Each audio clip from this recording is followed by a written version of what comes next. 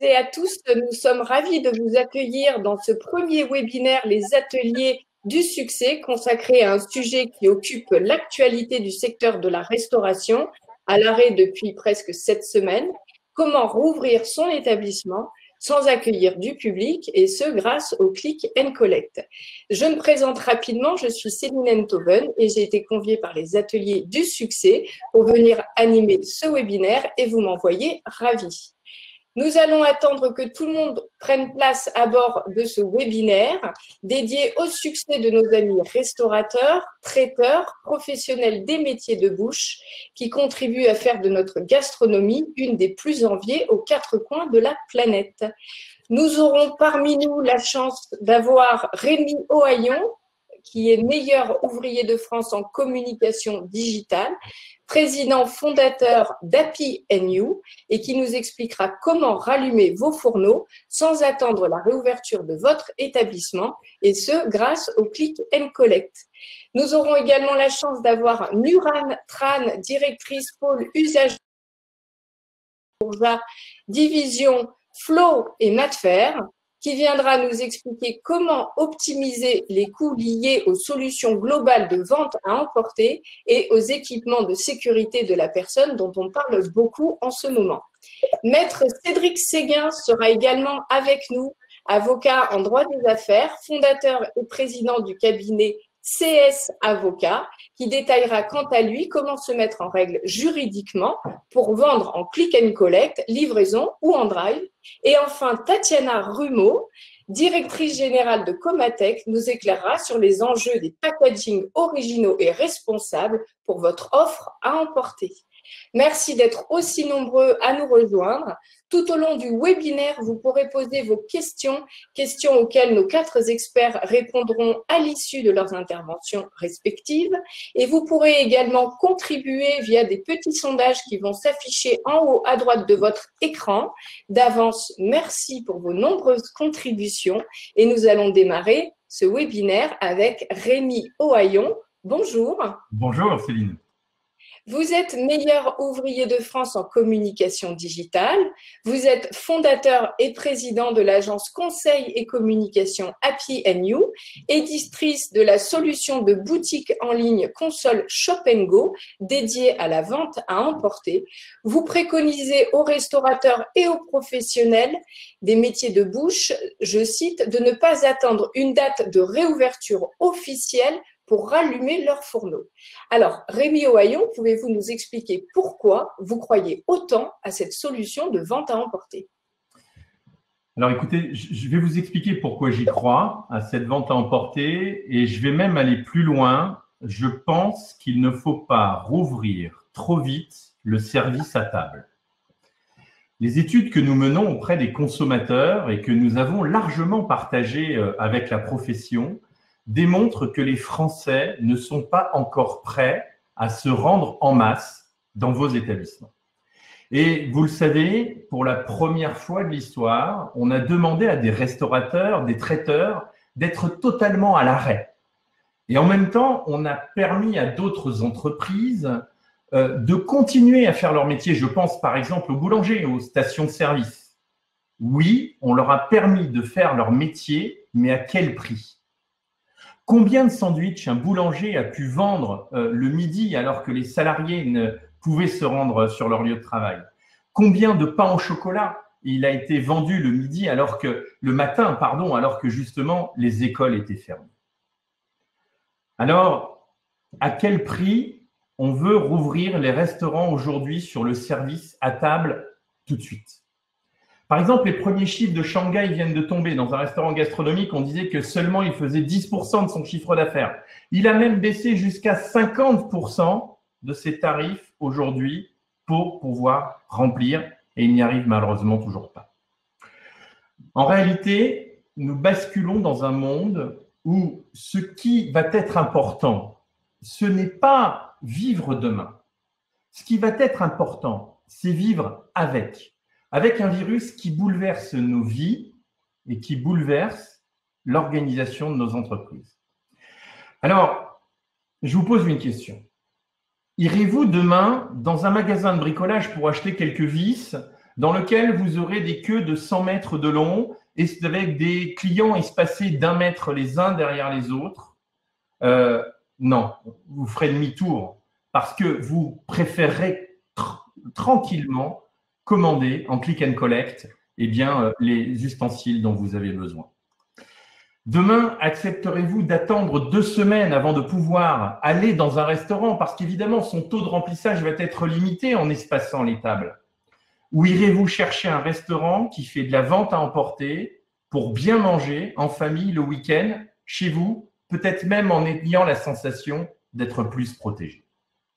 Demain, mes amis traiteurs, allez-vous continuer à attendre de vendre des offres de réception de plus de 50 personnes alors que les rassemblements sont interdits?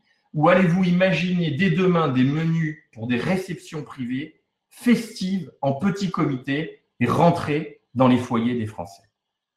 C'est ça mon premier message. Avant de vous parler de la console Shop & Go, vous devez réinventer votre avenir pour vous créer de nouvelles opportunités. C'est ce qui m'a guidé quand j'ai créé cette solution avec mes équipes de vente à emporter.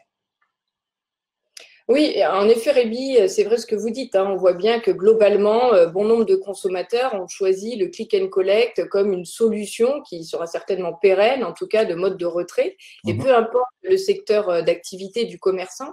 Mais du coup, par rapport à nos restaurateurs, comment est-ce qu'on peut mettre en place ce système de click and collect et l'appliquer dans la restauration?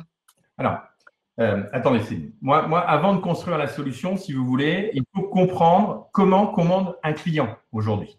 Alors, d'abord, il utilise son mobile ou son ordinateur. Donc, on a créé une boutique en ligne qu'on appelle en First Mobile. Très pratique pour les téléphones portables. Et est-ce que dans l'urgence, on s'est posé la question, les professionnels ont un site internet comme un bistrot de quartier? On s'est dit beaucoup, mais pas tous. J'ai donc créé une console qui se greffe à n'importe quel site internet, à Google My Business, Facebook, et qui fonctionne même sans tout cela. C'est-à-dire, c'est un logiciel de prise de réservation par téléphone. Et donc, cette boutique autonome, elle se référence dans les moteurs de recherche, on peut assurer des posts sponsorisés, des offres dans les réseaux sociaux. Ça, c'est le premier point. Le deuxième point, c'est que je me suis imaginé le besoin des consommateurs. Si vous voulez, je me suis dit, mais au final, est-ce que ce n'est pas différent entre la ville et différent entre la campagne? Alors, en click and collect, il y a évidemment le retrait sur place, et bravo aux restaurateurs qui imaginent en ce moment des marchés de producteurs en plus de leurs plats emportés. C'est génial cette idée. En drive, les clients sont très rassurés de ne pas sortir de leur véhicule. Je vous invite à le développer aussi. Et surtout, il y a un élément qui me tient à cœur, si vous voulez, c'est le point relais chez le commerçant partenaire. C'est ça la vision de l'économie circulaire de demain. Écoutez, restaurateurs, traiteurs, quand vous allez faire des plats emportés demain, vous mettrez une entrée, un plat, un dessert, mais peut-être que le fromage, vous allez exposer dans des ventes additionnelles la possibilité de proposer les fromages de votre fromager. Alors, pourquoi vous allez les mettre? Parce que vos plateaux repas, tous les matins, vous allez les laisser en disposition chez le fromager qui, lui, il est ouvert de 11 h jusqu'à 8 h le soir. Et vos clients vont aller chercher dans ce point relais la commande qui a été passée sur votre propre site Internet, mais avec la commande du fromager. Et c'est ça, cette idée d'économie circulaire. Vous allez vendre, mais vous allez aider les autres aussi à vendre. Et vous allez déployer vos points de vente à travers différents commerçants, partenaires dans vos villes et vos villages. Alors, bien entendu, la livraison aussi, on l'a développée dans Shop & Go. Elle est très intelligente parce qu'il y a une technologie de géolocalisation, c'est-à-dire que le client peut mettre son code postal et vous délivrer les zones, ça lui indique le point relais ou quand est-ce qu'il faut venir le chercher, etc. Donc, on a été très loin dans cette démarche-là. C'est un outil qu'on va sortir très prochainement. Et puis, évidemment, on a le module de réservation par téléphone, très séduisant. Votre réceptionniste prend l'appel, envoie un SMS au client, il met son numéro de carte bancaire. Il n'a même pas eu besoin d'utiliser son téléphone portable et pour évidemment commander, mais pour confirmer, il a pu le faire. Voilà, par exemple, une des solutions que nous avons développées au sein de Shop & Go. D'accord. Alors, du coup, on a bien compris les bénéfices de mettre en place la vente à emporter. Mais aujourd'hui, quand on est restaurateur, on peut se poser la question de savoir quelles sont les offres qu'on doit monter pour la vente à emporter, puisque ce n'est pas forcément les mêmes offres que celles que l'on a d'habitude dans nos établissements. Alors oui, moi, écoutez, ma première recommandation, c'est d'abord de mettre tout de suite en ligne son menu du jour. vous avez l'habitude de faire en fait, hein. Et imaginez tout de suite les menus festifs. Je me suis rendu compte que les commandes du week-end n'étaient pas les mêmes commandes que la semaine. Les clients sont prêts à payer plus cher le week-end. Pourquoi? Parce qu'ils continuent à fêter des anniversaires et à se retrouver pour le moment en petit comité et demain, ils pourront se retrouver jusqu'à 10 personnes. Alors, je sais que les restaurateurs travaillent déjà les produits locaux, des régions. Alors, proposer évidemment les produits de saison en plus, hein, si ce n'est pas encore tout à fait le cas. Et je me suis aperçu qu'il y avait les premières d'offres que j'appelle, moi, prêtes à cuire. Une côte de bœuf, par exemple. Les offres de produits bruts marchent correctement. Donc, c'est pas inintelligent de proposer la garniture et de proposer, par exemple, un menu barbecue. Alors, mais surtout, si vous voulez, mon message, c'est de dire continuez à faire ce que vous savez faire. Créer de l'émotion dans justement ce click and collect. Par exemple, dans Shop & Go, on a la possibilité de mettre un message si on veut offrir un plateau repas à une autre personne. On y a pensé parce qu'on a des adultes qui nous ont expliqué que leurs seniors étaient parfois un peu confinés, abandonnés et qui voulaient leur livrer des plateaux repas de restaurateurs et de chefs. Eh bien, là, vous voyez, on a la possibilité de revenir créer les messages des maîtres d'hôtel, la manière dont on peut s'exprimer aux clients. Enfin, on peut colporter des bonnes nouvelles les uns aux autres avec cette technologie. En effet, alors au niveau effectivement des tarifs qu'on pratique, c'est une question qui revient souvent et qui concerne bon nombre de restaurateurs qui veulent se lancer sur la vente à emporter. Quels sont les tarifs qu'on peut appliquer par rapport aux tarifs qu'on avait avant lorsqu'on accueillait du public dans notre établissement? Alors, les tarifs de la vente à emporter ne sont pas évidemment les mêmes que le service à table. Ce que l'on observe sur les restaurants qui sont déjà équipés, c'est le maintien des tarifs du menu déjeuner. Si vous voulez, il ne faut pas perdre le client. Ils connaissent vos prix, ils connaissent votre positionnement. Au contraire, les remises qui sont trop basses, malheureusement, ne fonctionnent pas. On a l'exemple en Suisse d'un restaurant 3 étoiles qui était hors marché quand il a fait sa proposition. Il achetait l'éponge, il avait trop de repas à produire et il a fait que 3 week-ends et il a fermé parce que malheureusement, il n'a pas su se mettre dans son marché. Alors, demain, si vous voulez, lors de la réouverture des restaurants, je ne suis pas sûr que l'on retrouve tout de suite le ticket moyen sur le service à table. Mais sur la vente à emporter, je conseille d'appliquer une offre qui est liée à son premier menu. On peut l'aménager, moins 10, moins 20%, mais surtout pas plus. Hein, restez dans le positionnement de votre entreprise. Alors, il y a une autre question qui revient très souvent, hein, c'est le côté pratico-pratique. Comment je fais pour organiser la livraison des plateaux repas?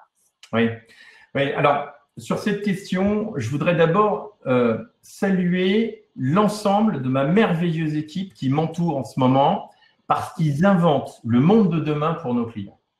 Et quand je dis qu'ils inventent le monde de demain avec nos clients, c'est que nous, on a pris le parti pris de développer chaque semaine des nouvelles fonctionnalités. Et ce qui est incroyable, c'est que nos clients qui sont déjà équipés nous remontent des nouveautés dont ils ont besoin pour mieux organiser leur production et nous proposons des nouveaux tableaux de bord, une nouvelle manière de travailler. Alors, par exemple, on peut extraire les quantités à produire par jour. On est en train de développer un système de code barre, c'est-à-dire que quand le plateau repas est fait, le logiciel vous imprime un petit code, vous prenez votre téléphone portable, vous le scannez, automatiquement dans le logiciel, vous savez que le plat est prêt. Ça peut même envoyer un SMS au client pour lui dire « Votre plat est déjà prêt, vous pouvez venir le chercher ». Donc là, ce qu'on vit, c'est quelque chose d'assez extraordinaire parce que c'est complètement participatif. Notre première phase, si vous voulez, ça a été tout le service au consommateur. Et là, dans les 15 jours qui viennent, on est en train de livrer toutes les fonctionnalités sur l'organisation de la production aux restaurateurs ou traiteurs. D'accord. Alors, vous parlez effectivement, il faut inventer le monde de demain. Bon, le monde de demain, ce sera peut-être pas uniquement le click and collect. Est-ce que vous travaillez dès à présent sur d'autres solutions qui vont permettre aux restaurateurs, aux traiteurs, aux professionnels des produits gourmets de se réinventer demain? Alors, autour du click and collect, je crois qu'on peut encore développer des nouvelles fonctionnalités et des nouveaux services. Je m'explique. Par exemple, on vient de développer le paiement partagé. Alors, le paiement partagé, ça veut dire quoi? Ça s'adresse aux familles et aux entreprises.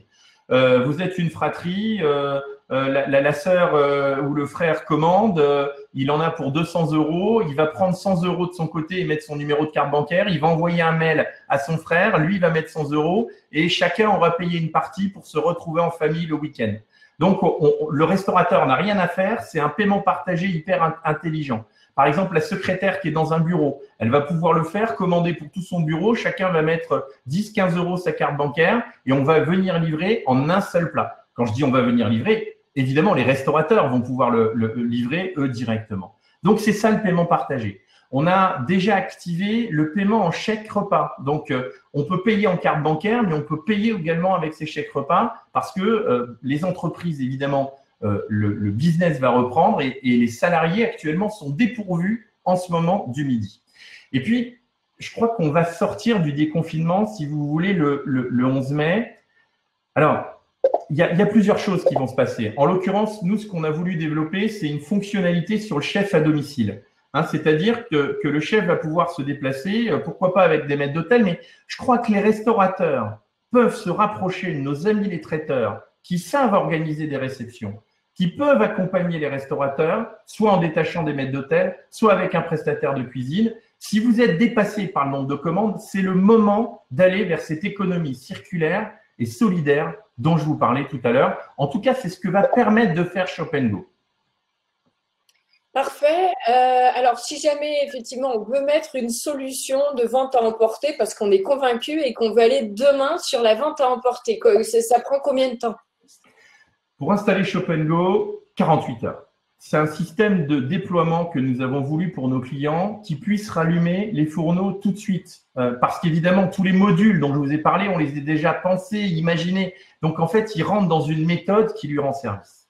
Vous savez, j'ai par exemple Emmanuel Renault qui dimanche nous a commandé sa console Shop & Go. Elle a été mise en place mercredi. Je l'avais ce matin à 7 h au téléphone. On était sur WhatsApp ensemble et il me montrait ses cuisiniers en train de travailler et de préparer les plats. Il a fait 50 commandes aujourd'hui. 50 commandes aujourd'hui, on l'a ouvert hier. Écoutez, voilà, c'est ça en fait le nouveau commerce qui est en train de se profiler pour les restaurateurs. Merci beaucoup Rémi Ohaillon pour ces éclairages ô combien utiles. Je vais vous inviter dès à présent à répondre au petit sondage qui va s'afficher en haut à droite de votre écran. Pensez-vous que la vente à emporter est essentielle dans les mois et les années à venir? Merci pour vos contributions. J'accueille tout de suite Nuran Tran. Bonjour Nuran. Ah, je ne vous entends pas. Voilà, bonjour Nuran, ça y est, on vous entend. Vous êtes directrice du pôle usage unique groupe Matfer Bourja, division Flow et Matfer. Vous êtes le leader mondial des équipements pour cuisine et laboratoires professionnels. Comment aujourd'hui pouvons-nous à la fois protéger nos salariés en cuisine, proposer des contenants à usage unique pour la vente à emporter, tout en étant encore rentables? Céline, avant tout, je tiens à vous remercier, vous et tous les organisateurs de ce webinaire sur le thème du Click and Collect, de m'avoir invité pour représenter le groupe Matfer Bourja. Et j'en profite pour saluer nos amis restaurateurs qui nous regardent et leur témoigner à eux ainsi qu'à tous leurs collaborateurs au nom du groupe Matfer Bourja et au nom de notre président Patrice Morat qui nous regarde actuellement. Toute notre sympathie et notre profond respect dans cette période de crise inédite qui les impacte durement. Nous sommes particulièrement sensibles à leurs problématiques puisque nous sommes déjà leurs partenaires et leurs fournisseurs par le biais de nos distributeurs de matériel et d'accessoires pour équiper leur cuisine et leur salle. Et je voudrais les rassurer parce que je rejoins totalement l'analyse de Rémi Ohaillon pour leur dire que le Click and Collect, c'est une réelle opportunité, c'est une chance. C'est un défi qui va s'inscrire sans aucun doute durablement comme une stratégie de vente additionnelle dans leur secteur. Pourquoi?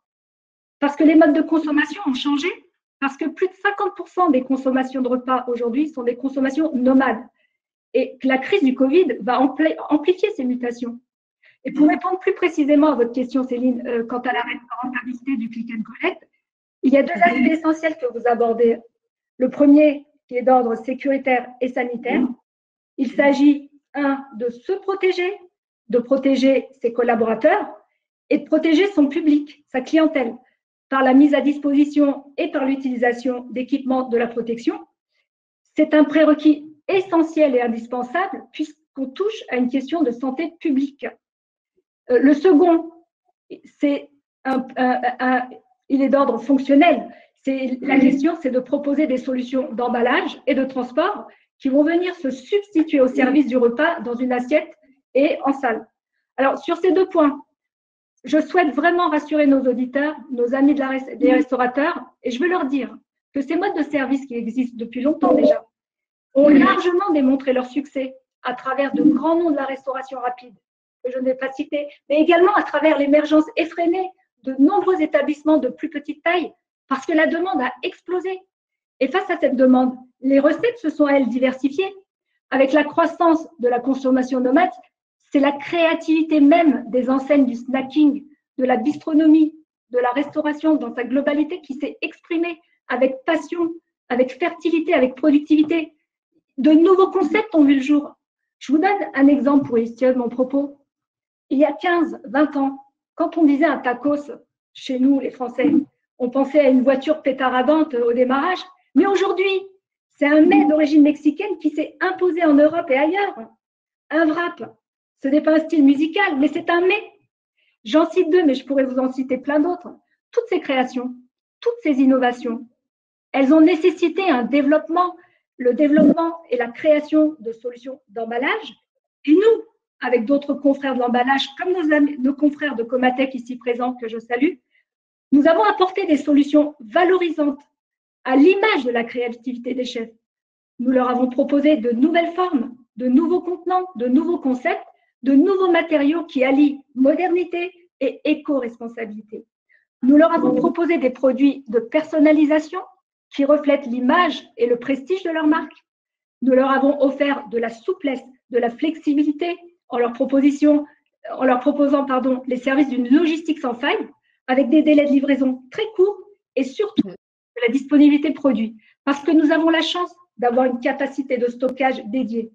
Nous les avons accompagnés dans leur succès depuis plus de 50 ans.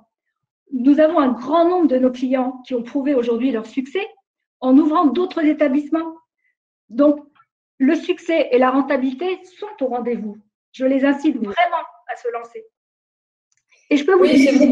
C'est intéressant votre témoignage parce que du coup, vous avez une expérience sur le long terme. Vous accompagnez des grandes enseignes qui font déjà de la livraison et de la vente à emporter et qui rencontrent beaucoup de succès sur ce secteur-là, en tout cas. Donc, c'est un message très encourageant, je trouve, pour nos auditeurs qui nous écoutent et qui hésitent à se lancer sur le marché de la vente à emporter.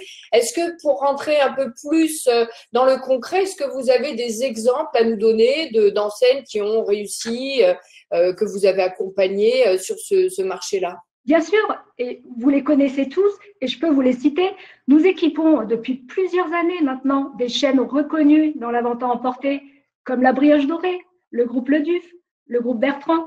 Mais nous livrons aussi des collectivités, des EHPAD, des cantines scolaires, des chaînes de restauration commerciale comme Léon de Bruxelles, comme Buffalo Grill, ou encore des chaînes de la restauration collective telles que Happy, Sodexo et Elior. Mais ce que je veux dire à nos auditeurs, c'est que nous savons en France accompagner les professionnels du snacking, de la bistronomie, de la gastronomie, de la restauration dans son ensemble.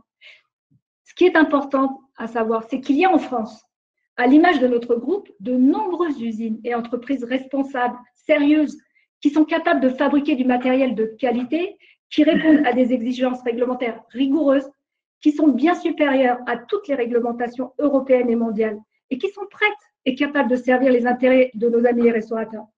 Il y a en France des usines, à l'image de notre groupe, qui fabriquent et proposent des produits de très bonne qualité, à des prix garantis sur la durée, quelle que soit la conjoncture. Car je voudrais souligner un détail important, Céline.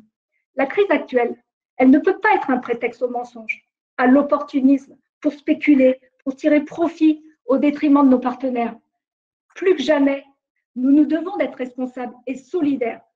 En ce qui nous concerne, nous tiendrons nos engagements dans la maîtrise des coûts, dans le respect des délais et dans le respect des normes de sécurité et de qualité. Car c'est vraiment… C'est intéressant, Nuran, parce que c'est vrai qu'aujourd'hui, on doit acheter du matériel pour protéger ses gars en cuisine. On doit également, si on veut aller sur le marché de la vente à emporter, acheter des packaging. C'est vrai que, bon, alors la question se pose déjà, est-ce que je vais être rentable si je je rouvre ma cuisine pour de la vente à emporter avec ses coûts qu'il faut que j'intègre. Et puis également, c'est vrai qu'on ne sait pas vers quel fournisseur se tourner parce qu'aujourd'hui, on a bien vu, il y a des arnaques même aux masques FFP2, etc., avec des fabricants qui fabriquent des faux masques. Moi, je voudrais, vous êtes un des leaders dans l'équipement de petits et gros matériels de cuisine. Quels conseils vous donneriez à nos auditeurs pour bien choisir un fournisseur, que ce soit pour du matériel de sécurité en cuisine, du packaging ou autre? Est-ce que vous avez des conseils à donner? Bien sûr, tout à fait, Céline. Et vous faites très bien de mentionner ces problèmes justement de conformité et de fiabilité. C'est un sujet qui est vraiment à propos d'actualité. Je voudrais dire une chose importante, Céline. Ce qui n'est pas ne peut pas devenir. Et je vais vous éclairer mon propos. On ne peut pas réaliser le jour ce dont on a rêvé la veille avec un coup de baguette magique. On ne peut pas s'improviser importateur ni fabricant en une journée, en une semaine, ni même un mois, ni même un an. Notre groupe, Céline, a 200 ans d'existence, 200 ans d'histoire, d'expertise et de savoir-faire. Et nous devons cette belle histoire à notre sens des responsabilités. Donc, j'invite nos auditeurs et nos amis, les restaurateurs, à la plus grande vigilance. Vous savez, à l'heure où nous débattons, nous avons de nombreux intervenants qui voient leurs conteneurs bloqués en douane et leurs marchandises confisquées pour défaut de conformité. J'invite donc nos auditeurs à sélectionner leurs partenaires avec la plus grande prudence et s'assurer que les produits qu'ils achèteront proviendront d'usines sérieuses, avec des produits qui respectent des normes sanitaires et sécuritaires avérées, à l'appui de documents et certificats authentifiés. Nous pouvons les accompagner dans ce défi, car nous avons ce savoir-faire et cette rigueur. Par exemple, dans le choix de nos produits et de nos référencements, nous suivons un protocole rigoureux. Nous mandatons des agences d'inspection pour auditer des usines avant toute coopération. Nous soumettons les produits à des tests en laboratoire avant tout référencement. Ces tests donnent lieu à des rapports qui garantissent l'absence de migration, des migrations qui peuvent entrer en contact avec les aliments, l'absence de nanoparticules. Entre autres, dans un plat qui doit être réchauffé au micro-ondes, effectivement, oui. Tout à fait. Et la recevabilité des tests organoleptiques, entre autres. Nous sommes très scrupuleux et rigoureux dans le suivi des normes et de la réglementation.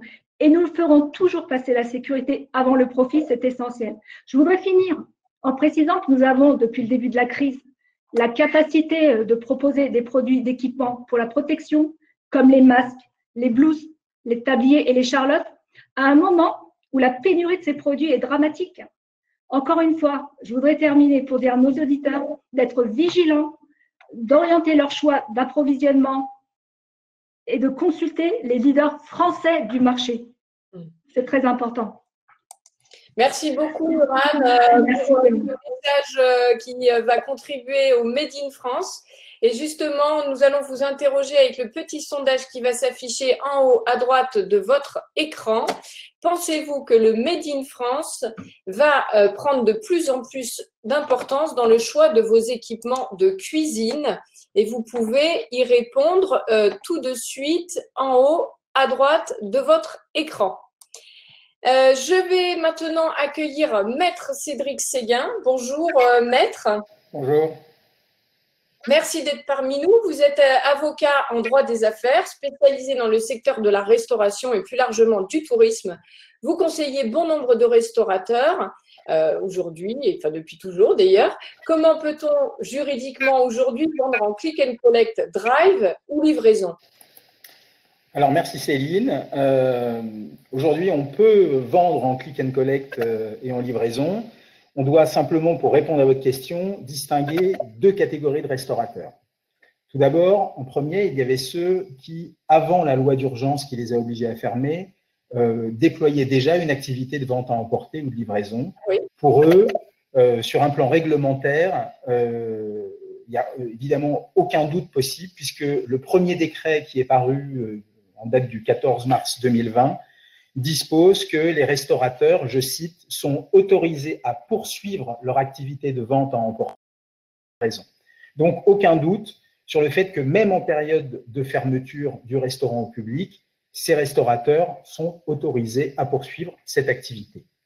On pouvait en revanche s'interroger en ce qui concerne ceux qui, avant la fermeture, n'avaient pas d'activité de vente à emporter, puisque le texte, comme on l'a vu à l'instant, disposait que seuls étaient autorisés les restaurateurs à poursuivre leur activité, donc ce qui sous-entendait qu'il y avait une condition de préexistence de cette activité. Mais rapidement, on a été rassuré parce qu'il y a un deuxième décret qui est paru en date du 23 mars 2020 et qui a confirmé que les restaurateurs qui devaient rester fermés pouvaient néanmoins déployer une activité de livraison et de vente à emporter, la condition de la préexistence n'étant pas reprise dans ce nouveau décret. Ce qui fait qu'on peut en déduire que sur un plan réglementaire, l'activité de vente à emporter et de livraison est autorisée pour les restaurateurs d'une manière générale.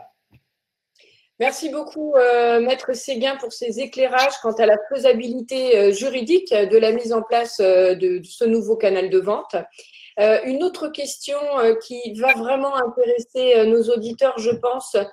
Est-ce que si jamais je me lance dans la vente à emporter, est-ce que je peux voir mes indemnisations de perte d'exploitation annulées, par exemple?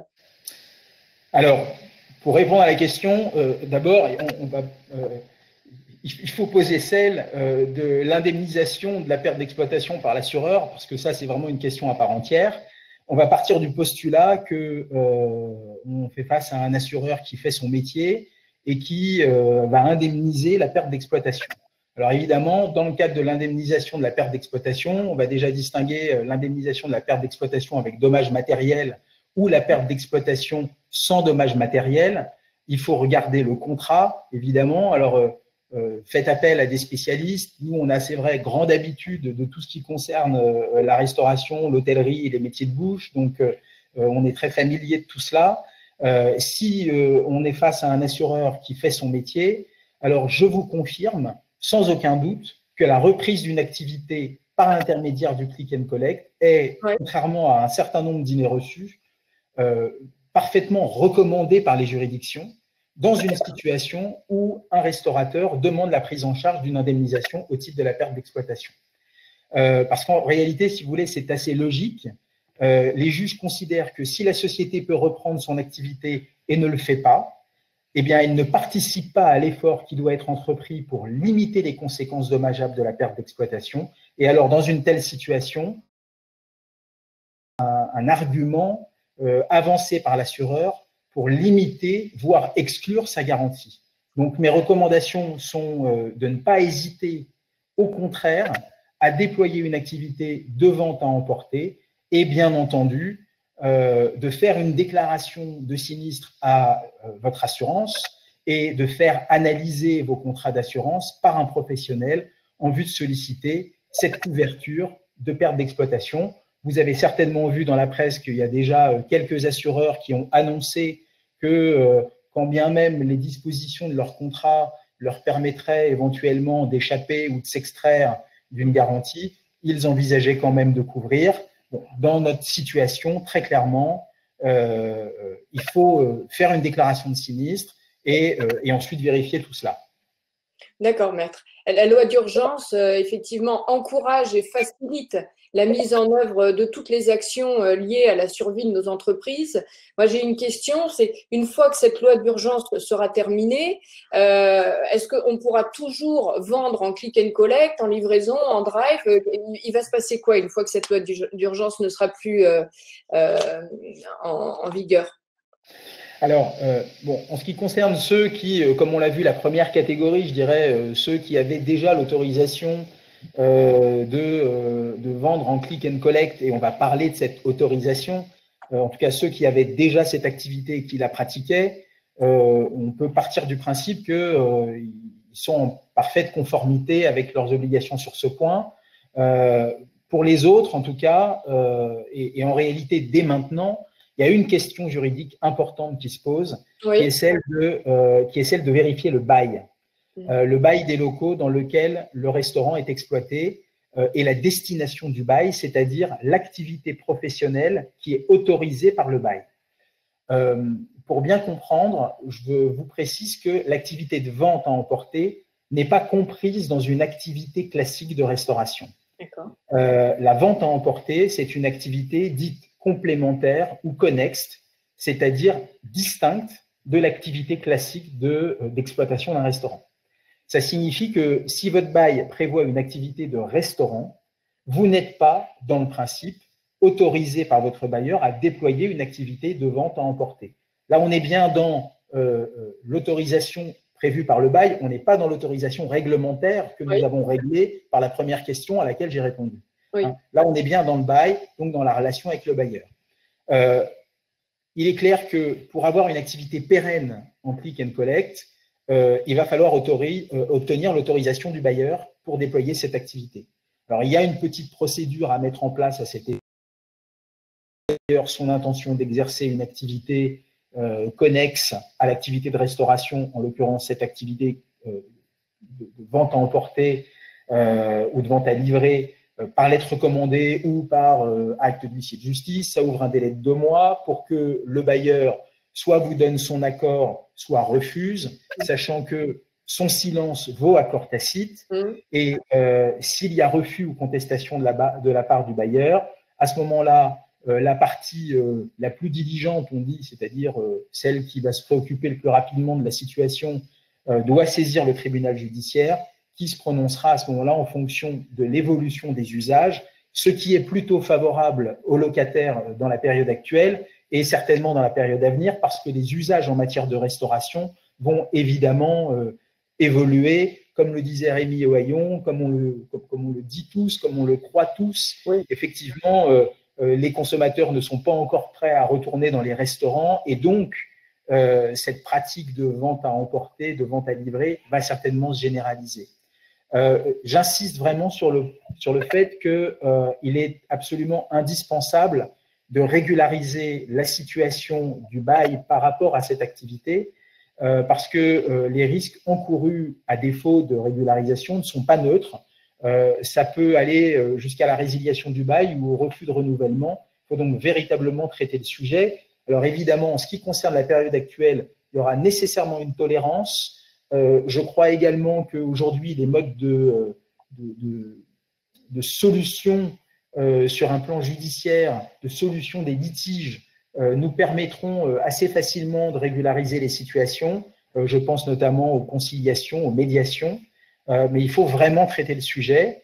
Je vous précise qu'il y a une autre conséquence à l'ajout de cette activité connexe, c'est que ça peut éventuellement permettre aux bailleurs de solliciter, pas forcément d'obtenir, hein, on a le droit de tout demander, mais on n'a pas le droit de tout obtenir, mais en tout cas, le bailleur a la possibilité de solliciter une augmentation du loyer. Alors, là-dessus, très rapidement, là aussi, on a grande habitude, hein, on gère énormément de baux, de restaurateurs et d'hôteliers, il est absolument certain que compte tenu de la situation actuelle qui, notamment pour les restaurants, impose la fermeture, et compte tenu de l'évolution des habitudes de consommation à prévoir en ce qui concerne la restauration et la fréquentation, je dirais, physique des restaurants, nous disposons aujourd'hui, actuellement, et certainement encore pendant un certain temps, de tous les atouts pour négocier dans de très bonnes conditions avec les bailleurs et éviter une augmentation du loyer, voire même obtenir une réduction du loyer qu'il est d'ailleurs vraisemblablement possible d'obtenir si les bailleurs ne font pas d'efforts sur la période qui correspond à la fermeture, puisqu'il y a différents problèmes juridiques qui se posent à ce niveau, le bailleur n'étant pas en mesure de mettre à disposition de son locataire un local qui peut être exploité.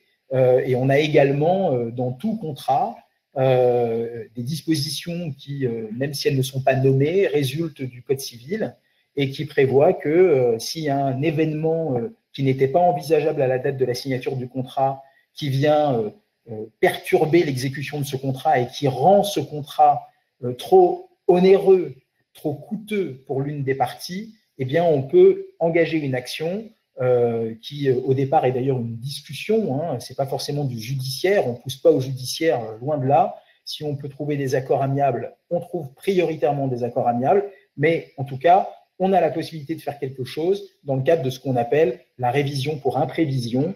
On est vraiment dans cette situation-là aujourd'hui. Merci beaucoup, beaucoup, maître. Nous allons vous proposer un nouveau sondage. Vous sentez-vous suffisamment éclairé, accompagné, épaulé sur les mesures juridiques à mettre en place dans cette situation d'urgence?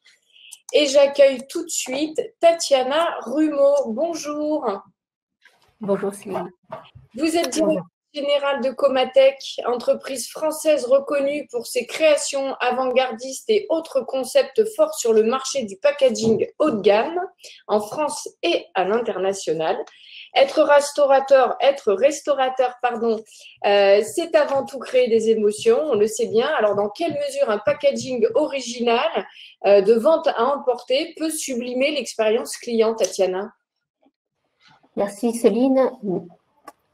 Merci pour cette invitation. Et, juste avant de répondre à votre question, je voulais souligner la qualité des interventions que je trouve très vraiment enrichissant et très intéressant. Je partage à 100% l'analyse de Rémi Ohayon concernant la situation actuelle et je rejoins à 100% donc à cette volonté.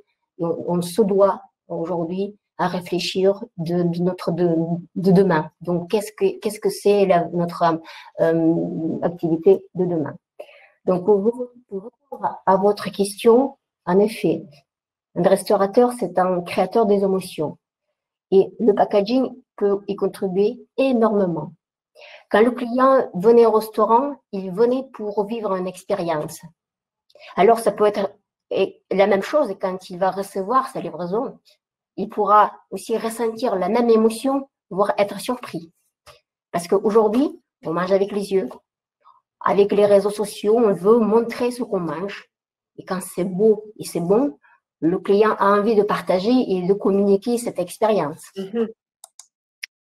Grâce au packaging ludique, pratique et écologique, Comatech permet aux restaurateurs de mettre en valeur vraiment ses créations.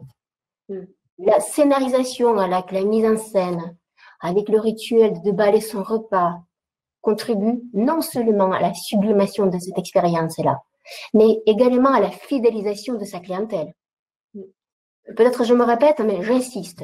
Le beau, le bon et l'écologique, ce sont des vraies valeurs que les clients recherchent aujourd'hui. Justement, c'était ce que j'allais vous demander, parce que je pense qu'on se demande tous comment faire pour avoir un packaging qui est à la fois le reflet de notre créativité, donc qui est créatif, qui va sublimer l'expérience client et qui va se conjuguer avec responsabilité environnementale. Comment fait-on? Alors, je vous répondrai que les deux sont tout à fait compatibles.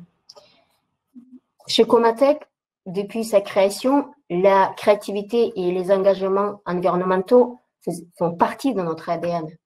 Lorsqu'on conçoit un produit, on pense à tous ces aspects, en commençant par la question comment on va sublimer la création d'un chef. Est-ce que c'est par son design? Est-ce que c'est par son utilisation ou sa présentation? Et on va penser en passant par les choix des matériaux comme matériaux recyclables avec la production française. Malgré mon apparence, on produit en France et nous défendons ce savoir-faire parce que c'est grâce au savoir-faire que ça nous a permis à nous développer à l'international grâce à cette qualité, ce design French Touch.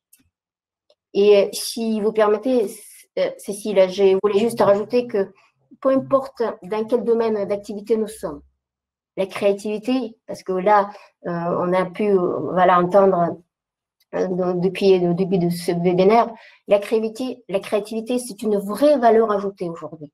C'est une vraie valeur ajoutée qui va permettre de créer la différence et également fidéliser votre clientèle. Merci beaucoup, Tatiana. Nous allons vous proposer un dernier sondage qui va s'afficher sur votre écran. Est-ce qu'on peut allier originalité et éco-responsabilité dans un packaging? Et si oui, est-ce que vous allez privilégier plutôt le côté responsable ou le côté original? Nous allons désormais répondre aux petites questions qui ont été posées par les participants dans la salle. Je vais interroger Rémi Ohaillon. Il y a une question qui revient de la part de beaucoup de personnes. Combien ça coûte votre solution? Voilà, je vais être cash. Voilà, alors, vous n'avez pas le micro. Ah. Là, vous pouvez aller. C'est bon, votre micro est ouvert. J'ai entendu la question. Écoutez, la console Shop & Go, c'est un abonnement de 790 € pardon, c'est une licence à 790 € et un abonnement de 50 € par mois. Et on a pris l'engagement que les restaurants pouvaient payer de 3 mois. Vous m'entendez bien? Oui, pardon, Céline, j'ai cru que vous ne m'entendiez pas. Là, c'est bon. Parfait, excusez-moi. Alors, je reprends ce que j'étais en train de dire. Aujourd'hui, Shop & Go, c'est 790 € la licence et 50 € par mois. Mais en fait, si vous voulez, on a imaginé la solution dans une idée d'offre solidaire. C'est-à-dire que si, par exemple, vous êtes 5 maisons, 10 maisons, 15 maisons, vous vous connaissez, vous n'êtes même pas obligé de faire appel à une association, c'est-à-dire de dépendre d'un groupement, d'une chaîne hôtelière ou d'un restaurant, eh bien, vous pouvez nous appeler ensemble et à ce moment-là, on va mutualiser les coûts. Parce que, par exemple, la formation, comme on va la faire ensemble, eh bien, le coût de la licence va complètement fondre avec cette dynamique. Donc, nous, on est dans cette idée d'économie circulaire et cette idée d'économie de partage. C'est regroupez-vous, appelez-nous ensemble, appelez vos amis restaurateurs et on aura la capacité d'équiper plusieurs maisons en même temps. Mais je vais même plus loin, si vous voulez, dans cette démarche-là. Moi, je voudrais laisser un message aux associations, aux chaînes hôtelières, mais même aux guides gastronomiques. Moi, si vous voulez, ce marché, je ne veux pas qu'il soit dominé demain par des Amazones. C'est-à-dire que quand on est équipé de la console Shop & Go, on a monté une base de données hyper intelligente qui va permettre, par exemple, à des restaurateurs habitant, je ne sais pas moi, Reims, Poligny, Lyon ou un arrondissement, de créer eux-mêmes leur place de marché. C'est-à-dire qu'il va y avoir leur site Internet, ou même sans site Internet, ça va se référencer dans Google, mais ils vont pouvoir imaginer ensemble la place de marché qu'ils vont offrir demain aux consommateurs pour qu'ils puissent trouver les éléments. On a été jusque-là. Notre idée, c'est de regrouper les offres de tous les territoires pour ne pas dépendre des distributeurs. Moi, quand j'entends qu'on prend 33% aujourd'hui à un restaurateur pour faire du click and collect, alors que les restaurants vont peut-être réouvrir qu'avec 50% de taux d'occupation, c'est pas entendable. Et c'est la raison pour laquelle cette technologie, on l'a voulu la plus accessible possible et si en plus on se regroupe, mais on va imaginer un moyen qui va permettre aux associations, aux régions, à une multitude, peut-être même avec des producteurs, de se réunir et de fabriquer des vraies places de marché territoriales. C'est vraiment l'engagement et je ne laisserai pas un nouvel Amazon s'installer sur ce marché d'avenir qui doit appartenir aux restaurateurs et aux traiteurs. Oui, en direct, sans commission. Merci Rémi. Une autre question pour Maître Séguin. C'est Gaël, je vois, qui nous demande en est-il de même pour la vente des boissons comme l'alcool? Est-ce que la licence de l'établissement le permet toujours dans le cadre d'une mise en place de click and collect non préexistante? Je vais y arriver. Merci. Alors, pour répondre à votre question, en ce qui concerne la vente d'alcool, la combinaison des articles qui sont dans le code de la santé publique indique que les détenteurs de licence 4, c'est-à-dire la grande licence, ont le droit de vendre de l'alcool en vente à distance et la vente à distance est considérée comme une vente à emporter. Donc, je vous confirme que dès lors que vous êtes titulaire d'une licence de restauration, grande licence notamment, vous avez le droit de vendre de l'alcool. Je vous précise, c'est essentiel, que la plateforme à partir de laquelle vous allez procéder à de la vente d'alcool doit impérativement reprendre les mentions obligatoires en matière de vente prohibée d'alcool aux mineurs. Je vous précise également pour être complètement exhaustif dans le cadre de la réponse à votre question, que les détenteurs de licence en matière de restauration ont nécessairement suivi une formation qui leur permet de vendre des boissons alcoolisées au-delà de 22 heures, puisqu'il y a une période en fait où on a le droit de vendre de l'alcool sans forcément, j'ai envie de dire sans limitation, mais si vous n'avez pas suivi cette formation, entre 22 heures et 8 heures, vous ne pouvez absolument pas vendre d'alcool, par exemple, quand vous êtes un commerce de vente à emporter hors débit de boissons type épicerie fine ou autres qui vendent du vin, mais qui n'ont pas cette fameuse formation. Donc, si vous êtes une épicerie fine qui vend du vin, à partir de 22 heures et jusqu'à 8 heures du matin, vous n'avez plus le droit de vendre de l'alcool. Et là, vous devez impérativement avoir suivi une formation spécifique conformément aux dispositions du Code de la santé publique. Merci beaucoup, Maître. Nous avons des questions auxquelles nous avons déjà répondu, mais comment se rémunère Click and Collect? Donc, j'imagine que c'est la réponse apportée par Rémi Oyon sur console Shop & Go. Nous avons également, pouvez-vous nous donner Olivier qui nous demande des fournisseurs français de packaging pour la vente à emporter. Donc, nous avons les deux géants français Cocorico à travers le monde qui sont présents avec nous aujourd'hui, Comatec et Matfer Bourja. Ensuite, nous avons des questions toujours pour Maître Cédric Séguin. Si nous n'arrivons pas à nous sortir, à s'en sortir et que le lancement de cette activité Click and Collect met un peu de temps à prendre, est-ce que nous avons des solutions juridiques, voilà, par rapport à cette crise? Alors, des solutions juridiques, il y en a eu un certain nombre. Vous avez, j'imagine tous, entendu ou lu plus ou moins ce qui a été mis en œuvre. Alors, tout ça est un peu confus. Et en plus, vous avez la chance d'avoir des syndicats professionnels qui sont assez dynamiques et qui sont montés au créneau pour vous. Alors, bien sûr, la première mesure, c'est le report des loyers. Les restaurants ont la possibilité de droit d'obtenir un report de loyer sur toute cette période de fermeture. Je vous précise que les syndicats professionnels avec lesquels je suis en lien, parce que je suis très impliqué dans le secteur de la restauration et de l'hôtellerie, et je participe de près à tout ce qui s'y passe, je peux vous dire que est actuellement en discussion, voire en validation, l'annulation d'un trimestre de loyer avec les bailleurs publics. Donc, si vous avez la chance d'avoir un bailleur qui est un bailleur public, eh bien, a priori, vous allez avoir un trimestre de loyer qui va sauter. Vous avez également, bien entendu, si vous n'avez pas la chance d'avoir un bailleur public, la possibilité de demander ou l'abandon, ou en tout cas la réduction de loyer sur la période de fermeture imposée. C'est un peu ce dont je parlais tout à l'heure. Et on a toujours, bien entendu, la possibilité de discuter, de négocier avec le bailleur, surtout en cette période. Ensuite, vous avez les reports de charges. Là aussi, au niveau des syndicats professionnels, on parle d'annulation de charges du 15 mars au 30 juin. On parle aussi d'une annulation de 50% de la CFE. Vous avez bien entendu le prêt garanti par l'État qui est très largement ouvert, et j'incite véritablement les restaurateurs à faire une démarche financière de trésorerie et leurs besoins de fonds. Il faut savoir que c'est la première fois, à ma connaissance, en tout cas depuis très très longtemps, qu'on peut faire appel au crédit pour financer son besoin en fonds de roulement. Et avec des montants qui sont des montants de garantie et des coûts qui sont extrêmement limités. Ensuite, il y a aussi le fonds de solidarité.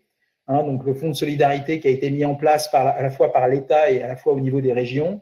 Alors, c'est soumis à un certain nombre de conditions. Il y a des seuils à ne pas dépasser, effectif inférieur ou égal à 10 salariés, chiffre d'affaires inférieur à 1 million d'euros, bénéfices imposables inférieurs à 60 000 euros, en ce compris la rémunération du dirigeant.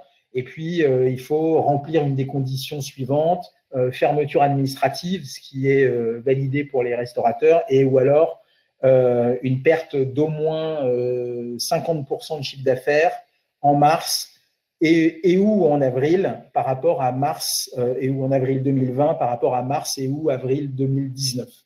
Bon, les aides sont de montant, on va dire, assez réduit, puisque c'est 1 500 € par mois sur mars et avril. On peut imaginer aussi sur mai par l'État. Les aides de région peuvent être un peu plus importantes, entre 2 000 et 5 000 € si les conditions requises sont remplies.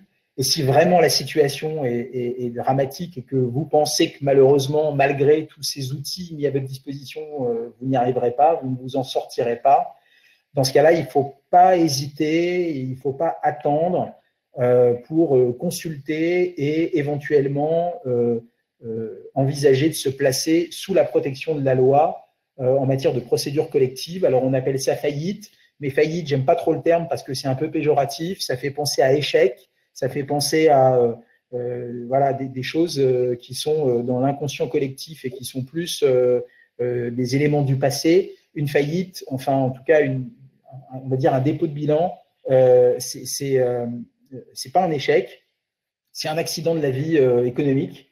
Et il faut utiliser pour se protéger tous les moyens qui sont mis à votre disposition. Il ne faut absolument pas tarder et il ne faut pas avoir honte, surtout, enfin, j'ai souvent identifié ça.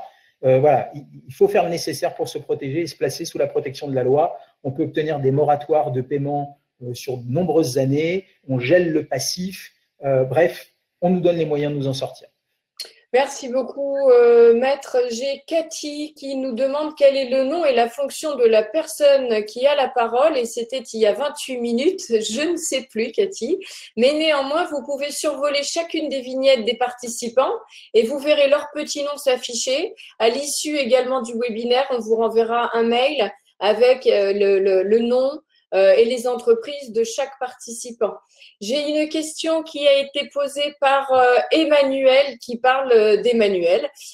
Donc, pour Rémi Ohaillon, bonjour Céline, question à Monsieur Ohaillon. J'entends et je me réjouis du très bon démarrage de système de vente à emporter pour le chef Emmanuel Renaud, mais son nom a un impact commercial et d'image non négligeable par rapport à des restaurateurs de renom moins impactants. Quel est, selon vous, Rémi Ohaillon, l'impact en fait de la notoriété d'un chef effectivement dans le lancement de sa vente à emporter, cette activité? Oui. Alors, il y a 3 éléments. C'est vrai que tout à l'heure, j'ai cité Emmanuel Renaud parce que ce matin, on se voyait en vidéo et je trouvais ça touchant, son témoignage. Et je crois qu'aujourd'hui, l'idée même du click and collect, il va se déployer par la vision de l'économie circulaire dont je parlais tout à l'heure.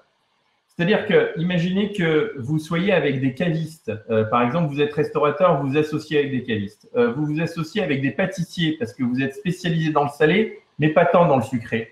Vous allez voir que vous allez avoir un mouvement de clientèle qui va venir chez vous par ces points relais et qui va vous faire connaître par ces points relais et pas seulement par votre propre enseigne, puisqu'évidemment, dans ces points relais, vous allez pouvoir exposer, par exemple, des affiches permettant de comprendre que ces points relais vous permettent de proposer ces restaurants. Sur le côté maintenant Internet, le console Shop & Go a été développé avec une manière dans laquelle quand vous rentrez un produit, ce produit, vous pouvez le partager dans les réseaux sociaux pour qu'il y ait un achat sans frottement, c'est-à-dire vous partagez votre menu, vous avez uniquement le menu qui vient d'apparaître, vous avez un bouton dans Facebook, vous cliquez et automatiquement, vous tombez déjà sur la solution de carte bancaire qui permet à quelqu'un de l'acheter pour de l'achat immédiat. On a commencé à faire les premiers tests de postes sponsorisés que je recommande dans un rayon maximum de 10 km si vous ne faites que de la vente à emporter, du retrait sur place et évidemment en fonction de votre zone de chalandise. On a déjà fait des essais où on a acheté des bases de données des entreprises auprès des CCI qui sont des partenaires essentiels dans cette opération pour venir chercher, par exemple, des codes, des emailing. C'est très accessible pour envoyer également ces opérations d'emailing correspondantes.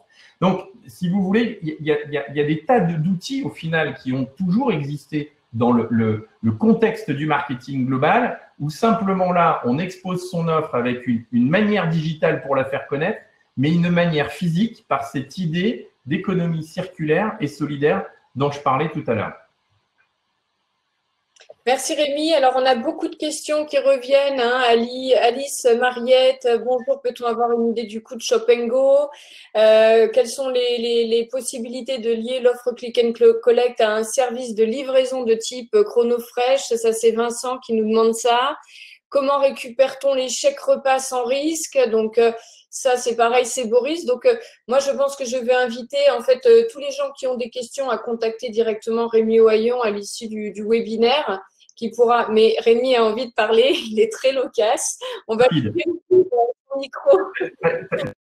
Très rapide, parce que j'ai vu passer cette question de Chronofresh. Oui, c'est possible de connecter n'importe quel autre livreur professionnel à la console Shop & Go. Hein, c'est-à-dire que Chronofresh, un livreur, quelqu'un qui vous propose une solution de vélo, on a développé ce qu'on appelle des API qui permettent de transposer le service de livraison à des professionnels existants. Tout à l'heure, je voyais également des établissements qui disaient « mais moi, je suis en province, je suis loin de tout ». Eh bien, j'en reviens encore avec mon idée de livraison dans des points relais.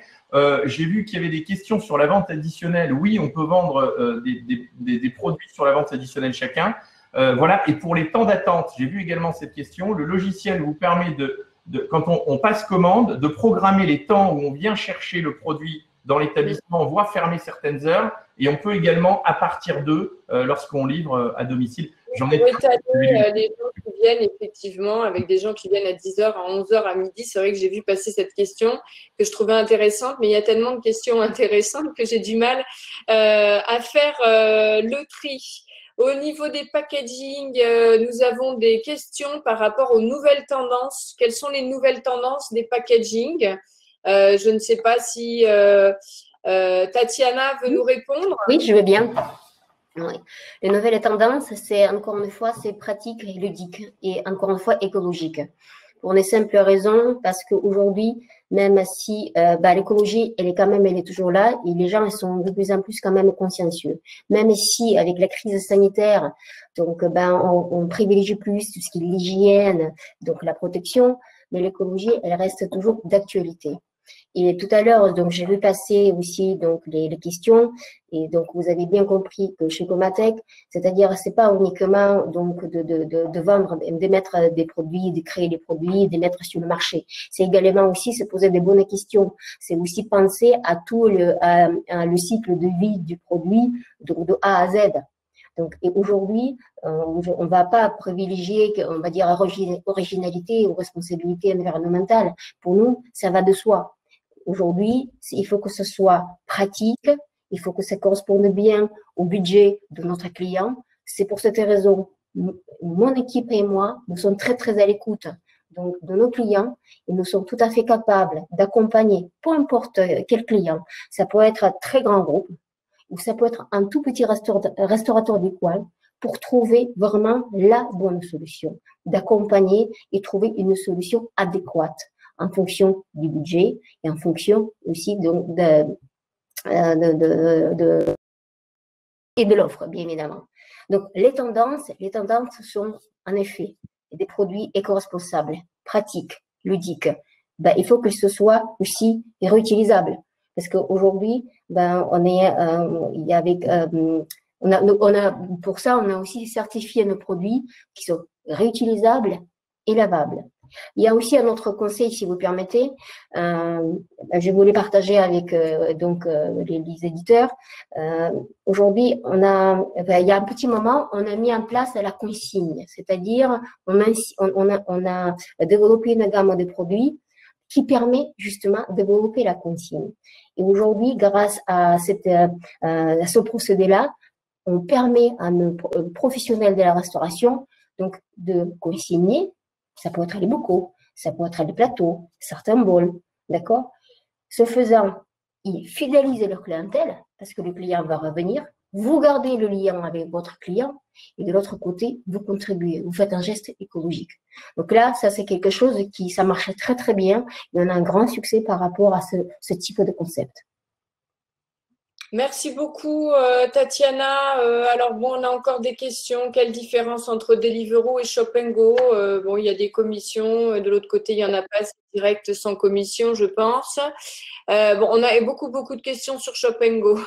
Alors, après, moi, je vais avoir des questions. Alors, par exemple, sur le Click and Collect qui fonctionne, c'est Christophe qui nous dit ça, que ça peut fonctionner en ville, mais pas en zone rurale. Alors, c'est vrai que le click and collect à pied en zone rurale, c'est compliqué, mais c'est vrai que c'est souvent, je crois, si quelqu'un peut nous répondre là-dessus, mais c'est là qu'on met en place plutôt le système de drive, qui est plus compliqué à mettre en place. Par exemple, au cœur de Lyon, Lyon 2e, c'est plus compliqué de mettre le système de drive. Je ne sais pas si quelqu'un veut nous répondre là-dessus. Nous avons encore des questions sur le tarif de Shop & Go qui n'a pas été compris, je crois. Est-ce que Rémi, vous pouvez préciser, s'il vous plaît, parce qu'il y a beaucoup de questions? Oui, pardon. C'est vrai que tout à l'heure, on ne m'entendait peut-être pas. C'est une licence à tarif dégressif, c'est-à-dire c'est 790 € la licence si je ne suis qu'un établissement. Et si vous êtes à partir de 5 établissements parce que vous vous regroupez, ben, les tarifs descendent fortement parce qu'on va mutualiser les coûts, comme par exemple la formation. Et après, c'est à partir de 50 € par mois où dedans, tout est compris. Il n'y a pas de commission, il y a votre paiement sécurisé, il y a l'action l'accès évidemment à la boutique. Donc, tout est prévu, si vous voulez, dans des montants accessibles. Et la licence pour une question d'accompagner en trésorerie et 3 mois. C'est-à-dire vous équipez aujourd'hui, mais vous payez dans 3 mois. D'accord, ok. Donc, dans la licence, il y a la formation, l'installation du logiciel. Il y a un paquet complet, ouais. Bon, alors, j'espère qu'on n'aura plus de questions. Merci, Rémi. Moi, je crois qu'on arrive à la fin des questions. Moi, je vais vous inviter, déjà, je vais vous remercier 1000 fois d'avoir participé aussi nombreux à ce webinaire, d'avoir autant contribué, que ce soit via les sondages, j'ai vu qu'il y avait beaucoup de réponses, ou via vos questions. Je remercie bien évidemment Rémi Oyon pour Control Shop & Go, Nuran Tran pour Matfer Bourja, Flo et Matfer, Maître Cédric Séguin du cabinet CS Associés et Tatiana Rumeau pour Comatech de nous avoir octroyé non seulement leur temps précieux mais également leurs nombreux conseils. Nous aurons le plaisir de vous retrouver pour de prochains webinaires. Et nous vous invitons à partager le replay massivement. Tous les gens que vous trouvez, qui vous pensez qu'ils vont être intéressés, n'hésitez pas à partager le replay de ce webinaire et à contacter les personnes qui vous ont intéressés dans ce webinaire directement. Nous vous enverrons par email un récapitulatif de tout cela. Je vous remercie beaucoup. Merci à tous les intervenants. Merci à vous. Merci à tous. Merci d'être venus nombreux à ce webinaire et à très bientôt. Merci. Au revoir. À bientôt. Au revoir.